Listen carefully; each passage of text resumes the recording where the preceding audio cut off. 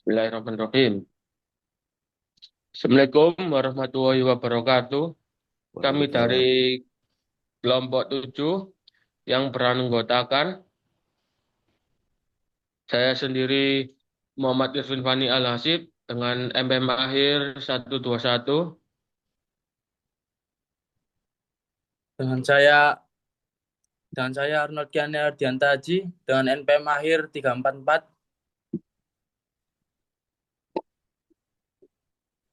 Dan saya Bagas Hadi Pratama dengan nomor NPM akhir 106. Dengan saya Dwiki Ibnu Daruyanta dengan akhiran NPM 361.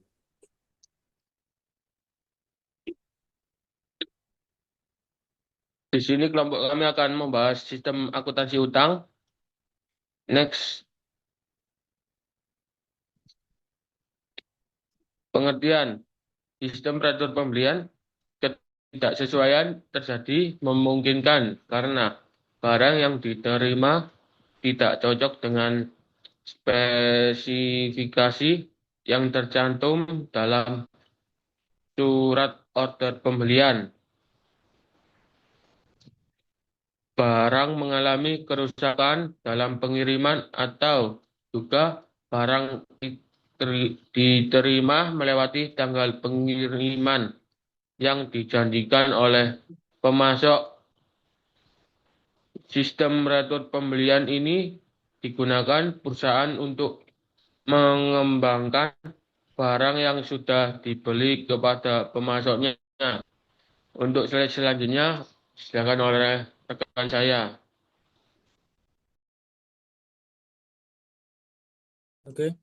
Fungsi yang terkait yaitu yang pertama gudang. Gudang yaitu menyerahkan barang kepada fungsi pengiriman seperti yang tercantum dalam tembusan memo debit yang diterima dari fungsi pembelian. Yang kedua ada pembelian yaitu mengeluarkan memo debit untuk retur pembelian.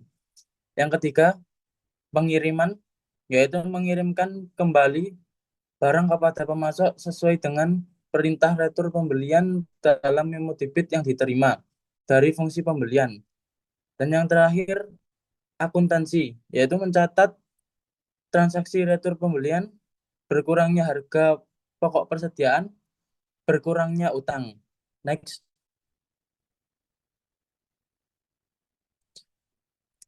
Dokumen yang digunakan yaitu formulir yang diisi oleh fungsi pembelian untuk mengirimkan kembali barang yang telah dibeli oleh perusahaan. Dan bagi fungsi akuntansi untuk mendebit akun utang karena transaksi retur pembelian. Dibuat oleh fungsi pengiriman untuk melaporkan jenis dan kuantitas barang yang dikirimkan kembali kepada pemasok sesuai dengan perintah retur pembelian dalam memo debit dari fungsi pembelian. Next, selanjutnya akan diterangkan oleh rekan saya. Oke, selanjutnya ada catatan akuntansi yang digunakan. Yang pertama ada jurnal retur pembelian atau jurnal umum. Digunakan untuk mencatat transaksi retur pembelian yang mengurangi jumlah persediaan dan utang dagang. Yang kedua ada kartu persediaan. Digunakan untuk mencatat berkurangnya harga pokok persediaan karena dikembalikannya barang yang telah dibeli kepada pemasoknya. Lalu yang ketiga ada kartu utang. Digunakan untuk mencatat berkurangnya utang kepada debitur akibat adanya pengembalian barang kepada debitur. Lalu selanjutnya ada unsur pengendalian internal. Yang pertama ada organisasi, yaitu fungsi pembelian harus terpisah dari fungsi akuntansi. Lalu transaksi pembelian dilaksanakan oleh fungsi pembelian. Selanjutnya ada sistem otoritasi dan prosedur pencatatan.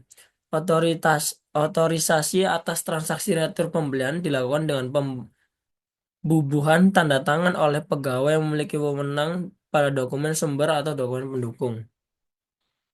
Lalu ada praktik yang sehat. Dalam transaksi retur pembelian, formulir pokok, memo debit, dan laporan pengiriman barang harus bernomor urut tercetak.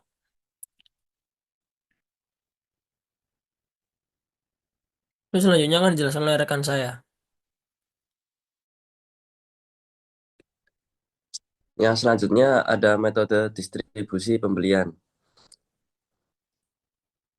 Ada 5. Yang pertama ada metode jurnal berkolom atau metode spreadsheet.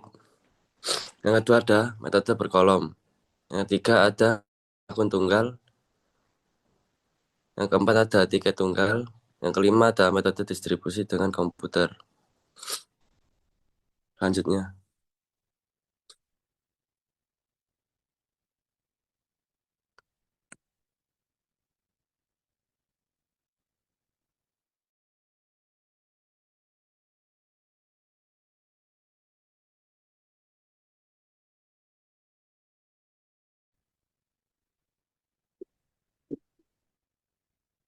yang pertama ada metode jurnal berkolom atau metode spreadsheet. Jika jurnal pembelian dipakai sebagai alat distribusi, dalam jurnal tersebut harus dibentuk berkolom-kolom untuk distribusi debit dari transaksi pembelian. Faktur dari pemasok dicatat dalam jurnal pembelian pada saat telah disetujui bayar. Tidak menunggu sampai saat jatuh temponya. Dengan demikian, penggunaan jurnal pembelian ini mendistribusi perdebitan dengan dasar waktu. Yang kedua, metode berkolom. Sumber informasi untuk dalam akun berkolom secara register di kas keluar. Selanjutnya,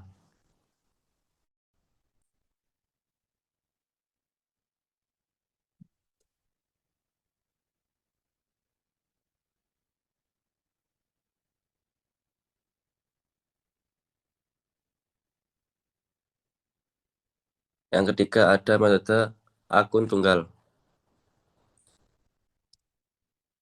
Fakturnya telah disetujui untuk dibayar diurutkan menurut klarifikasi.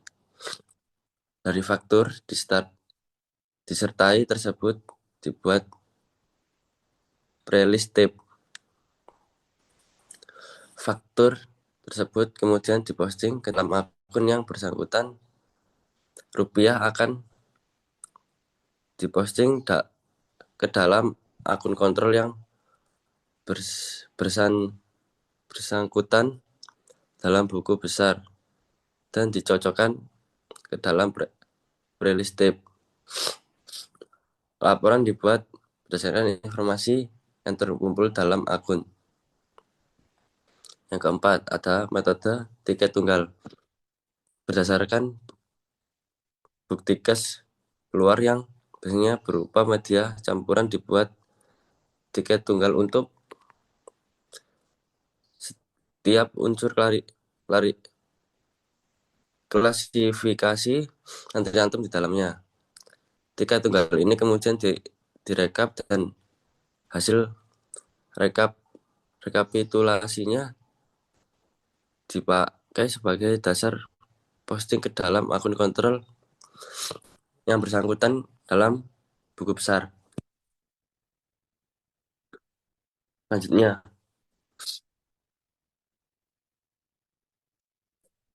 ada metode distribusi dengan komputer. Setiap faktur pembelian atau bukti kas keluar akan diberi kode debit menurut rangka pemberian kode tersebut. Jika misalnya faktur jasa iklan dibebankan pada departemen pemasaran yang dikeluarkan untuk produk, maka faktur pembelian tersebut akan diberi kode debit 284 32121 dan dicatat dengan komputer dengan menggunakan kode tersebut.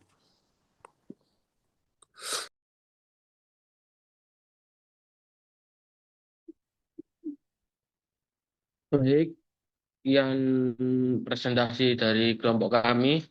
Bila ada salah kata dan perbuatan, mohon maaf yang sebesar-besarnya. Wassalamualaikum warahmatullahi wabarakatuh.